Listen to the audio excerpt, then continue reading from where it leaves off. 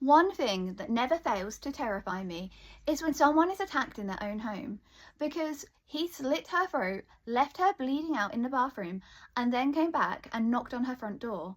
You won't believe who was standing on the other side. April 15th, 1995. 25-year-old Jennifer Morey had just gotten home to a Houston apartment after a night out with her friends. She was a young lawyer, lived alone, but always felt safe. The complex that she lived in had an 8-foot fence and, most importantly, a 24/7 security guard. She locked her front door and went to sleep, only to wake up to a nightmare. A man was on top of her, pinning her down, trying to remove her underwear. And then she felt the knife pressed to her neck. She screamed. He snapped back at her to shut up, but accidentally said her name. That slip-up rattled him, and in a flash, he stabbed her in the face. But she didn't stop screaming, so he slit her throat, dragged her into the bathroom, and left her there. Somehow, she was still alive and conscious. She was bleeding heavily, but used what strength she had to hold the bathroom door shut. Eventually, it went quiet.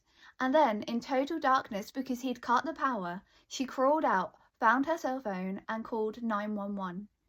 10 minutes into the call, laying on the floor, bleeding, there was a knock on her front door. The operator uttered, "That's not us, don't open it." On the other side, her attacker, Brian Wayne Gibson, the building security guard. The police arrived just in time. Jennifer survived, even though the stab wounds barely missed her jugular. Inside her apartment, they found his knife, underwear, and security hat.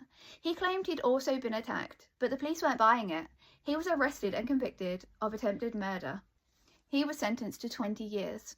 It turns out he had worked for Pinkerton Security for 3 years and already been moved several times after multiple complaints about his creepy behaviour. Have you ever had a bad feeling about a security guard? I'm MRG, and you've been listening to Told by MRG, the guard at the door.